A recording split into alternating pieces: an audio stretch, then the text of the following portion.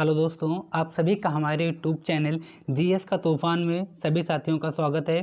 तो आइए आज हम आपको ले चलते हैं एसएससी जीडी की जो आपकी प्रैक्टिस सेट चल रही है उसमें कैसे आपके जीएस के क्वेश्चन आएंगे उस पर डिस्कस करते हैं। इसमें आपके हर एक जीएस टॉपिक से क्वेश्चन मिक्स रहते हैं क्योंकि ये प्रैक्टिस सेट से आपके क्वेश्चन कराए जा रहे हैं। ऐसे ही क्वेश्चन आपको एसएससी जीडी में मिलते हैं, बहुत टफ नहीं रहेंगे, बहुत लो लेवल के भी नहीं रहेंगे, साधारण क्वेश्चन आएंगे और अच्छे क्वेश्चनों की श्रृंखला हमेशा एसएससी जीडी पूछता है। हल्के समझ लो तो हल्का टफ ही क्वेश्चन रहते हैं जीएस के। इसमें आपको रीजनिंग आसान मिलती है, मैथ आसान मिलती है। तो आइए उसी जो जीएस का टॉपिक आपको कम नंबर दिलाते हैं उसी को स्टार्ट करते हैं और उसमें देखते हैं कि कैसे कैसे क्वेश्चन आपके पूछे गए हैं और पूछे जाने की संभावना बताई जा रही है। तो आइए क्लास को स्टार्ट करते हैं। आपके सामने प्रैक्टिस सेट से क्वेश्चन आपके जो 21 नंबर का दिख रहा है, यहाँ से आपके जीएस के क्वेश्चन स्टार्ट होते हैं। निम्नलिखित में से कौन सी अंतःस्रावी ग्रंथि नहीं है? तो इन चार ऑप्शन में आपको बताना है।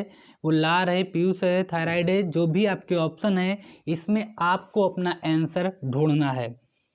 तो इसके आंसर आपके हो जाते हैं लाल ग्रंथि। लार जो है ग्रंथि है वो आपके अंतःस्रावी ग्रंथि नहीं है। आगे आपको ले चलते हैं अगले क्वेश्चन की। ये आपका साइंस के क्वेश्चन हो गए हैं जो कि साइंस से इसमें क्वेश्चन आते हैं, 1 से 2 क्वेश्चन आपको मिलेंगे साइंस के। अगला क्वेश्चन आपको दिख रहा है, संविधान के क्वेश्चन दिख रहे हैं जो बहुत ही बेसिक सा अनुच्छेद पूछा गया है। अब ये देखिए, ये बहुत ही कह लीजिए तो एक साधारण सा अनुच्छेद आपसे पूछा गया है। 22 नंबर में भारतीय संविधान में 6 से 14 वर्ष के बच्चों के लिए निःशुल्क व अनिवार्य शिक्षा का अधिकार निम्न में से शामिल है। वो किस अनुच्छेद में शामिल है कि भारतीय संविधान में 6 से 14 वर्ष के बच्चों को निःशुल्क व अनिवार्य शिक्षा का अधिकार निम्न में से शामिल है? तो इसका आपको आंसर बताना है अपना कि वो कौन सा है। ऐसा इनका आंसर आपका हो जाएगा, या कह लीजिए ये सही शब्दों में तो शिक्षा का अधिकार किस में है, किस अनुच्छेद में है। ऐसे भी क्वेश्चन पूछ सकता है आपका कि जो ये शिक्षा का अधिकार है वो निम्न में से किस में शामिल है। या फिर ऐसे भी इतने भी बड़े बड़े क्वेश्चन बना सकता है, जैसे आपको क्वेश्चन दे दिया है, या फिर छोटी सी लाइन में बना सकता है कि शिक्षा का अधिकार किस में है। तो ये आपके ऑप्शन जो दिख रहे हैं इसमें आपको बताना है कि शिक्षा का अधिकार किस अनुच्छेद से संबंधित है। तो आपका जो करेक्ट आंसर हो जाएगा अनुच्छेद 21A में किसकी बात की गई है?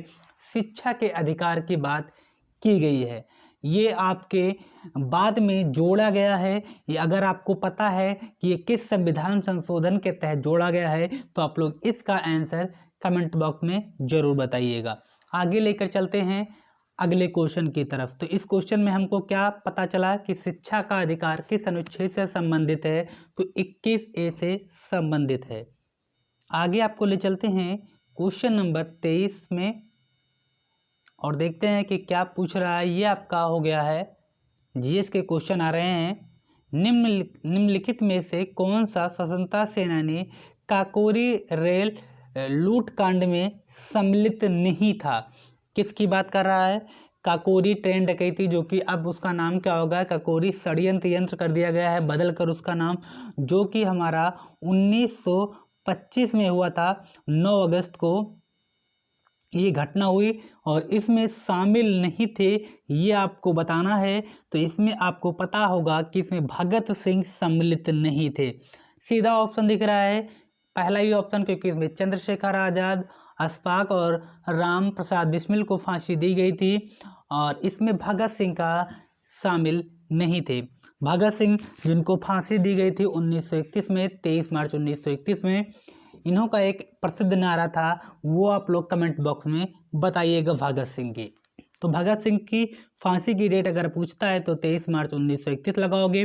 काकोरी ट्रेन डकैती पूछता है तो 9 अगस्त 1925 लगाओगे, जिसमें भगत सिंह सम्मिलित नहीं थे। इसमें 3 लोगों के द्वारा ये घटना की गई थी, चंद्रशेखर, अशफाक और राम प्रसाद बिस्मिल के द्वारा। ये आपके बेहतरीन क्वेश्चनों में से एक क्वेश्चन है, काकोरी रेल लूटकांड। ये आपके पेपर में बहुत अलग अलग तरीके से पूछता है क्वेश्चन। और देख लीजिए इसकी डेट भी पूछ सकता था, इसमें एक नाम चंद्रशेखर का भी दे सकता था, इसमें तीनों नाम दे दिए गए हैं। तो ये क्वेश्चन अलग अलग तरीके से आपसे पूछे जाने की संभावना रहती है। आगे आपको ले चलते हैं और एक ऐसा क्वेश्चन जो आप लोगों ने हर पेपर में देखा होगा। ये आपका वेरी इंपॉर्टेंट क्वेश्चनों में से एक है। हैन सॉन्ग किसके शासनकाल में आया? बहुत बार कंफ्यूजन होता है, हैन सॉन्ग, मेगास्थनीज और एक जो आए थे, एक और यात्री आया था, उसका नाम याद नहीं आ रहा है, लेकिन ये तीन यात्री ऐसे हैं जिनको आप हमेशा, फरहान, याद आ गया ना हमें, हैन सॉन्ग, फरहान और मेगास्थनीज, ये तीन नाम ऐसे हैं जो आपके हर वनडे एग्जामों में से एक क्वेश्चन इन्हीं तीन नाम में से एक नंबर आता है। आप कोई भी एग्जाम देने जाओगे, अगर उसमें 7-8 शिफ्ट बनेगी तो उसमें इन तीन नामों में से एक नाम जरूर आपके किसी न किसी शिफ्ट में मिल जाता है। तो ऐसे इन तीन नामों को जरूर आप लोग याद कर लीजिएगा, जिसमें से आपको एक नाम याद दिख रहा है, हैन सॉन्ग, किसके शासन काल में भारत आया था? आपके सामने ऑप्शन भी दिख रहा है, हर्षवर्धन, चंद्रगुप्त, स्कंदगुप्त, समुद्रगुप्त, ये चार ऑप्शन हैं। और जो हैन सॉन्ग किसके समय में आया था, ये आपको पता होना चाहिए, हर्षवर्धन के समय में आया था। ये वेरी इंपॉर्टेंट क्वेश्चन है आपके लिए, इसलिए आप इस क्वेश्चन को हमेशा याद करके रखना। हैन सॉन्ग किसके शासन काल में भारत आया था? तो आपका करेक्ट आंसर हो जाता है हर्षवर्धन। फरहान किसके समय में आया था? एक यात्री जो आपके लगातार पेपर में पूछा जाता है कि फरहान किसके समय में आया था, तो चंद्रगुप्त द्वितीय के समय में, या फिर कह लीजिए विक्रमादित्य के समय में आया था। एक आपका आता है मेगास्थनीज किसके समय में आया था, तो वो आपका आंसर हो जाता है चंद्रगुप्त प्रथम। तो ये तीन नाम आपको हमेशा आपके नंबर दिलाने वाले हैं, और इन तीन नामों को आप लोग गांठ बांध के याद करके जाइएगा, एकदम डिटेल के साथ में इन तीन नामों को याद कर लीजिएगा। किसी न किसी के एग्जाम में ये शिफ्ट में क्वेश्चन फंसेगा, इन तीन नाम, इतिहास के ये तीन नाम जो आपके विदेशी यात्री आए थे, इसमें क्वेश्चन पूछे जाते हैं। मैं इसमें बार बार आपको बता रहा हूँ। आगे आपको लेकर चलते हैं अगले क्वेश्चन की तरफ।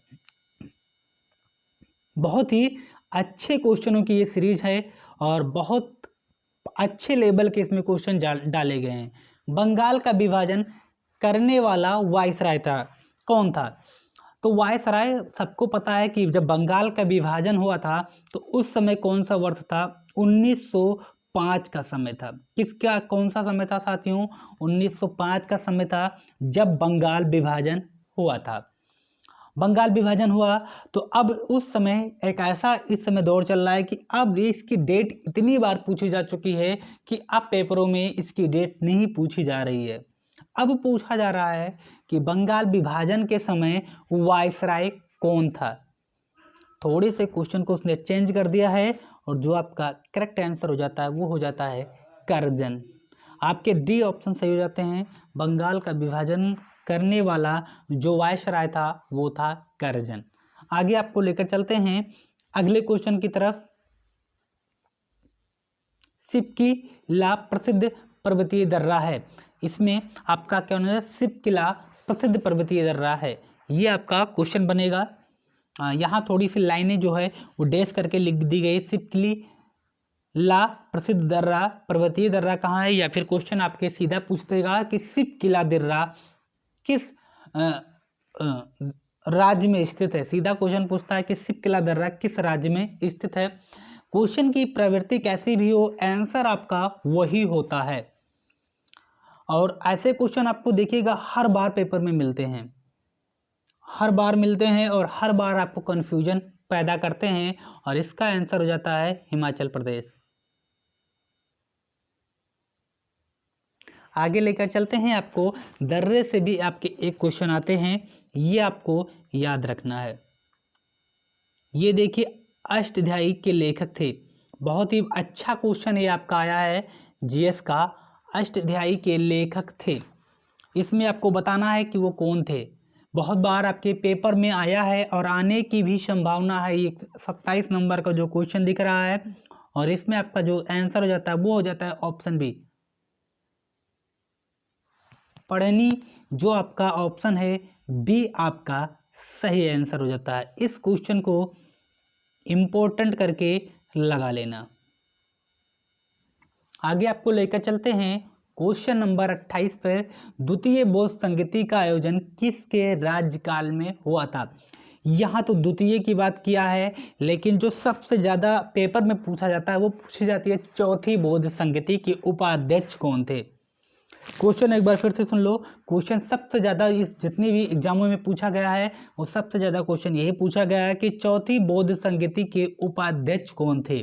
फिलहाल आपके जो क्वेश्चन दिख रहे हैं वो पूछ रहा है द्वितीय बौद्ध संगीति का आयोजन किसके राज्यकाल में हुआ था। तो फटाफट से आप लोग बताएं। इसमें तो ऑप्शन एक ऐसा ऑप्शन बनाया है कि आपको वैसे ही पता चल गया। अगर यहाँ ऑप्शन और थोड़ा सटीक बनाता तो अच्छा लगता, लेकिन इसमें जितने भी नाम इस यहाँ दे रखे हैं इसमें एक भी किसी ने भी बौद्ध संगीति का आयोजन नहीं किया। जो चारों बौद्ध संगीतियों में जितने भी आयोजन किया अगर उनका नाम देता तो आपके कन्फ्यूजन पैदा होता, जैसे आचार्यशत्रु दे देता तब आपके कन्फ्यूजन होते। लेकिन आपने को पता हो जाएगा कि एक ही ऑप्शन यहाँ दिख रहा है कालाशोक, जो कि द्वितीय बौद्ध संगीति का आयोजन किया था। आगे आपको लेकर चलते हैं और इसमें ऑप्शन में थोड़ा कन्फ्यूजन नहीं दिया, वरना यहाँ अशोक देना चाहिए था, अजातशत्रु का नाम देना चाहिए था, तब आपको कन्फ्यूजन होता कि इन लोगों के द्वारा भी बौद्ध संगीति कराई गई है। यहाँ ऑप्शन उसने ऐसे बनाए कि आपको सीधा पता चल गया कि यहाँ कालाशोक ही इसका आंसर था। आगे लेकर चलते हैं आपको अगले क्वेश्चन की तरफ। बहुत ही अच्छा क्वेश्चन था ये, 28 नंबर भी कह लीजिए, तो ये सीरीज भी आपके लिए बहुत ही इम्पोर्टेंट साबित होगी। आर्य समाज की स्थापना कब हुई थी? बहुत ही अच्छा क्वेश्चन है। आर्य समाज आपको पता होना चाहिए कि किसके द्वारा स्थापना की गई थी। बहुत ही एक ऐसा नाम जो आपके जीवन में प्रकाश का काम करता था। उस समय उसने प्रकाश के भांति कार्य किया था भारत में, और उनको आपको बताना है कमेंट बॉक्स में कि वो कौन से व्यक्ति थे जिन्होंने आर्य समाज की स्थापना की थी। मैं आपको केवल यहाँ डेट बताऊंगा कि ये कब की गई थी। जिन्होंने बहुत ही प्रसिद्ध क्या भाषण दिया था उन्हीं ने इसकी स्थापना की थी आर्य समाज की। उनका नाम आपको बताना पड़ेगा खुद। मैं आर्य समाज की स्थापना बता देता हूँ। सीधा आपके पेपर में क्वेश्चन पूछेगा कि आर्य समाज की स्थापना कब हुई थी, तो आपको बताना है कि 1875 में आर्य समाज की स्थापना की गई थी। बहुत ही अच्छा क्वेश्चन था और एक ऐसा क्वेश्चन जो आपको निरंतर पेपरों में देखने को मिलता है। अगले चलते हैं आपको आगे क्वेश्चन पर। क्वेश्चन नंबर 30 आ जाइए, देखिए क्या कह रहा है। भारतीय संविधान का वह कौन सा भाग मौलिक अधिकार से संबंधित है? मौलिक अधिकार, ये आपका ऐसा कोई व्यक्ति नहीं होगा जिसका ये क्वेश्चन गलत हो जाए। अब ऐसा नहीं कहते कि वो किताब ही ना खोलता हो। अगर उसने किताब को खोला है, संविधान की थोड़ी सी भी अगर नॉलेज होगी तो ये मौलिक अधिकार वो आपको फट से बता देगा कि वो भाग 3 से संबंधित है। ऐसे क्वेश्चन तो निश्चित आपके गलत नहीं होंगे। भाग 3 जो मौलिक अधिकार हैं वो हमारे देश में लिए गए हैं अमेरिका से, ठीक है। और भाग 2 में नागरिकता का जो वर्णन है वो किया गया है, ठीक है। और उसके बाद में भाग 4 में राज्य के नीति निर्देशक तत्वों का वर्णन किया गया है। भाग 1 में राज्य और केंद्र की व्याख्या की गई है। यही आपके ये 4 भाग हैं जो सबसे ज़्यादा क्वेश्चन में पूछे जाते हैं। एक और पूछा जाता है वो है भाग 4A, जिसमें मौलिक कर्तव्य को रखा गया है जो हमारे देश में रूस से लिया गया है। ये कुछ भाग जो आपको नंबर दिलाते हैं। 3 में मौलिक अधिकार, 4 में राज्य के नीति निर्देशक तत्व जो आयरलैंड से लिए गए हैं, भाग 4A मौलिक कर्तव्य जो रूस से लिए गए हैं। ये 3-4 भाग आपके हर पेपर में पूछे जाने वाले भाग हैं। आगे आपको ले चलते हैं अगले क्वेश्चन की तरफ। क्वेश्चन नंबर, ये भी बहुत ही अच्छा क्वेश्चन आपके सामने दिख रहा है। क्वेश्चन नंबर 31, पंचायती राज को सुदृढ़ करने हेतु निम्नलिखित में से कौन सा भारतीय संविधान संशोधन किया गया था? इसमें आपको इसने जो ऑप्शन बनाए हैं ये 2 ऑप्शन तो ऐसे ही कट गए, ये तो आपको पता ही थे। केवल 2 ऑप्शन में आपको कन्फ्यूजन होगा, 73 या फिर 86। तो जो आपके आंसर होंगे वो आपका हो जाएगा 73वां संविधान संशोधन, जिसमें पंचायती राज को संविधान संशोधन करके जोड़ा गया था। वो कौन सा संविधान था? 73वां संविधान संशोधन 1992। आगे लेकर चलते हैं आपको अगले क्वेश्चन की तरफ। अगला क्वेश्चन हमारा क्या कह रहा है, आइए देखते हैं। जनसंख्या नियंत्रण व परिवार नियोजन विषय भारतीय संविधान के अंतर्गत किस सूची में शामिल हैं? जनसंख्या नियंत्रण की बात कर रहा है। परिवार नियोजन विषय में जो अंतर्गत सूची बनी है वो किस सूची में सम्मिलित है? जनसंख्या, सीधे आपसे क्वेश्चन पूछेगा कि जनसंख्या किस सूची का विषय है। क्वेश्चन को ध्यान से सोचिए और समझने का प्रयास कीजिए कि क्वेश्चन आपसे कैसे पूछेगा कि जनसंख्या किस सूची का विषय है। सीधा क्वेश्चन पूछेगा और वो हो जाती है आपकी समवर्ती सूची। ये आपका वेरी वेरी इंपॉर्टेंट क्वेश्चनों में से एक है। सबसे ज़्यादा पूछा जाने वाला क्वेश्चन है आपका कि समवर्ती सूची किस में सम्मिलित है, संघ, राज्य या फिर अवशिष्ट विषय या फिर समवर्ती। तो आपका जो आंसर होगा वो हो जाएगा समवर्ती सूची। बेस्ट क्वेश्चनों में से आप लोग इसको टिक कीजिएगा, सीधा पेपर में आएगा। आगे लेकर चलते हैं आपको क्वेश्चन नंबर 33 पर और देखते हैं कि आपके 33 और 34 नंबर का क्वेश्चन क्या कहता है। 33 नंबर कह रहा है, निम्नलिखित में से वह कौन उष्णकटिबंधीय मरुस्थल नहीं है? जो अगर फिर से क्वेश्चन आया है कि उष्णकटिबंधीय मरुस्थल नहीं है, आपके सामने 4 ऑप्शन दिख रहे हैं, आटाकामा, गोबी, कलाहरी, जो भी आपके ऑप्शन है इसमें आपका आंसर जो बताना है वो हो जाएगा आपका पहला ऑप्शन गोबी। ए ऑप्शन सही है, इसमें ये उष्णकटिबंधीय मरुस्थल नहीं है। आगे लेकर चलते हैं आपको क्वेश्चन नंबर 34 से। सिनकोना का कौन सा भाग औषधि देता है? बहुत ही अच्छा क्वेश्चन है, आपके साइंस से क्वेश्चन पूछा गया है और इसमें आपका जो करेक्ट आंसर हो जाता है ऑप्शन बी, छाल। सिनकोना का हुआ कौन सा भाग औषधि देता है? तो वो कौन सा देता है? छाल का ही आप औषधि बना सकते हैं।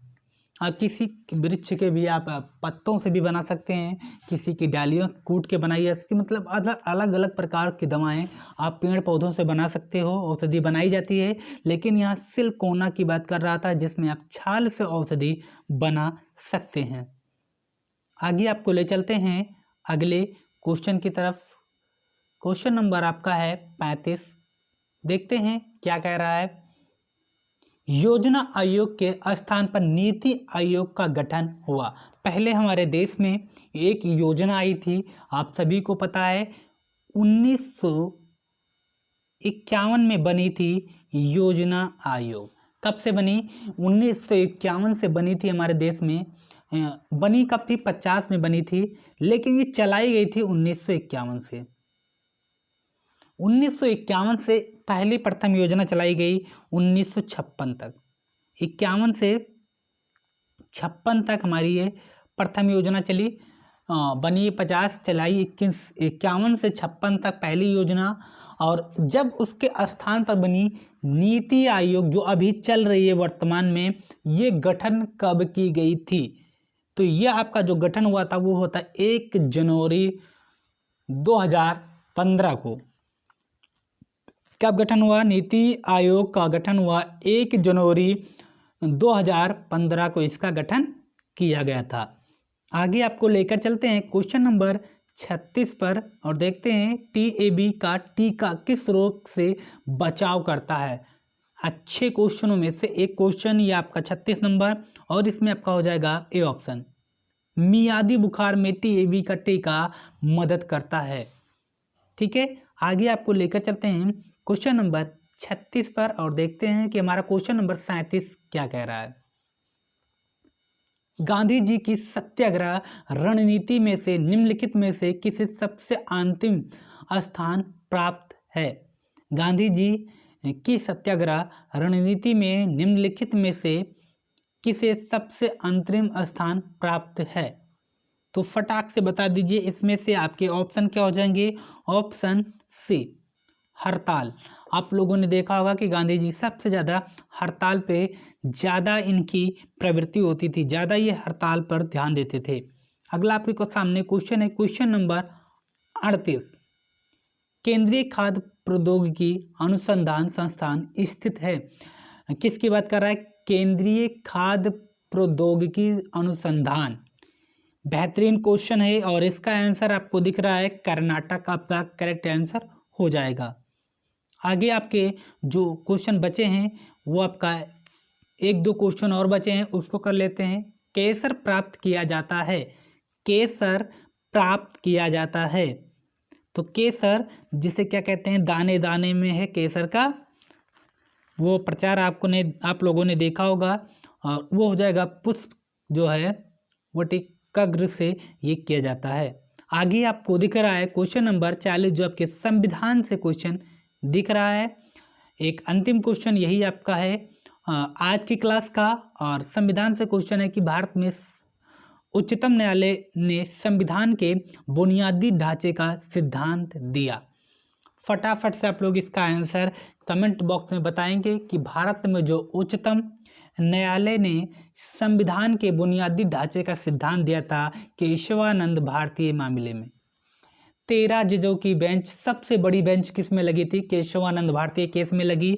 आज तक की सबसे बड़ी बेंच मानी जाती है केशवानंद भारतीय केस में, और इन्हीं ने उसी समय में उच्चतम न्यायालय ने संविधान के बुनियादी ढांचे का सिद्धांत दिया था। तो ये आपका रहा आज की क्लास आपको कैसी लगी आप लोग कमेंट बॉक्स में ज़रूर बताया कीजिए। अगर हमारे चैनल पर नए जुड़े हैं तो प्लीज़ चैनल को सब्सक्राइब कर लें, बेल आइकन को प्रेस करें, जिससे हमारी क्लास की नोटिफिकेशन आप तक पहुंचती रहे और ज़्यादा से ज़्यादा आप अपने SSC GD की तैयारी हमारे इस वीडियो के माध्यम से कर पाएँ। तो फिर हम आपको मिलते हैं अगली क्लास में अगले प्रैक्टिस सेट के साथ में।